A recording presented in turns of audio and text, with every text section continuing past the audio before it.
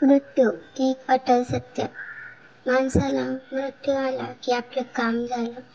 मृत्यूला आजपर्यंत कोणीही अडवू शकले नाही, ना कधी अडवू शकणार.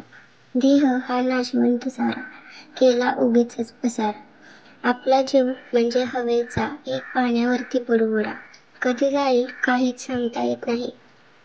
मग लोक म्हणतात, अहो दिवाळी काल परवाच भेटली, चांगली ठणठणीत होती, कसं काय झालं? आपले शरीर म्हणजे जशी एखादी उशीच आहे, वरून जशी खोल असते तशी आपली चांगली असते, ज्याचा काही जणांना खूप गर्व असतो. तीही एक दिवस मातीत जाणार. शरीरातली हाडं म्हणजे उशीमधलं कापूस, अगदी काही दिवसांनी खिळखिळे होऊन जाणार. पण माणसाला आहे तोपर्यंत केवढा हा गर्व, कसला हा अहंकार. मृत्यू आल्यानंतर आपला जीव, आपले हे शरीर सोडून एक दिवस निघून जाणार. पण जगात राहते ती फक्त आठवण, तीही काही काळापुरती, 1-2 पिढ्यांपर्यंतच. त्यानंतर माणसाचा नावाचा प्रवास संपला. काही माणसं मरता मरता वाचतात. अगदी शेवटची घटका मोजणारी माणसं परत जगायला लागतात. अशी अनेक उदाहरणे आहेत.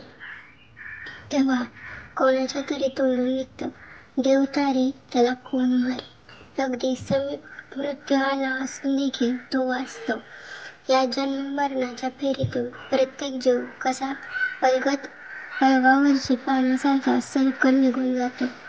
आणि जीवन जगताना सोबत राहतो तो चांगला स्वभाव, चांगले संस्कार, चांगले आचार-विचार.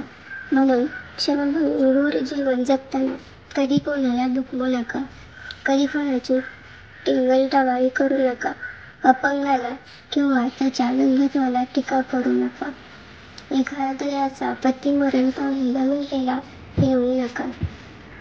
या सर्वात तिचा काय दोष? एखाद्या स्त्रीचा नवरा मरण पावला तर अजिबात तिच्या दैवाला डागणं देऊ नका.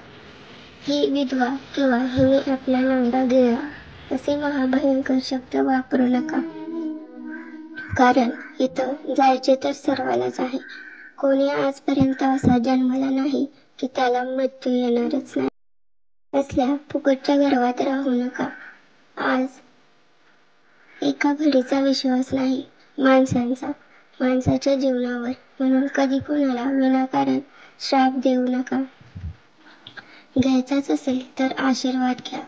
पुसताच आले अश्रू एका विधवा भगिनींचे तर ती नक्की पुसा. करताच आली मदत आंधळ्या-पांगळ्यांना तर ती नक्की करा. सेवाच करायची तर देशाची करा, घरातील सासू-सासऱ्यांची करा. पण कधीच कोणाला दुखवू नका. कारण 2 घडीचा डाव त्याला जीवन असे नाव. या उक्तीप्रमाणे आपले जीवन हे क्षणभंगुर आहे हे लक्षात ठेवा. मृत्यूला भिवू नका असं प्रत्येक जण म्हणतो, पण स्वतःला, प्रत्येकाला त्याचा जीव किती प्रिय असतो.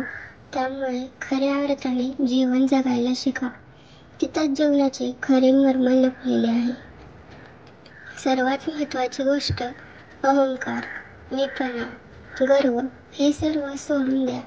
एक दिवस हे सर्व सोडून रिकाम्या हातानेच जायचं आहे हे लक्षात ठेवा. म्हणूनच दुसऱ्याची निंदा करणे सोडून द्या. प्रत्येकाचा आदर करा. माझ्याकडून समोरच्याला किती सुख देता येईल, कशी मदत करता येईल याचा विचार करा. आणि कितीही श्रीमंत असला तर संपत्तीचा गर्व करू नका. संततीचा विचार करा. त्याला चांगले शिक्षण द्या आणि योग्य संस्कार करायला शिकवा. तरच गुन्हेगारी थांबेल. अन्यथा गुन्हेगारी वाढायला वेळ लागणार नाही. आपल्या या छोट्याशा आयुष्यात आरोग्याला नेहमी जपा. कधीतरी एखाद्याचं दुःख वाटून घ्या. एखाद्या अनाथाला मदतीचा हात द्या. येणाऱ्या प्रत्येक क्षणाची फक्त साक्षीदार व्हा. असं माणसाचं वर्तन नाही. करता आले तर थोडे वाचन, दिवसामाची करता आली पाहिजे. माणसात देव पाहावा तरच खरा देव तुम्हाला आशीर्वाद देईल, यात तीळ मात्र शंका नाही. चांगल्या आचारांनी, विचारांनी आपल्या जीवनाचा रंगमंच रंगवून जावा.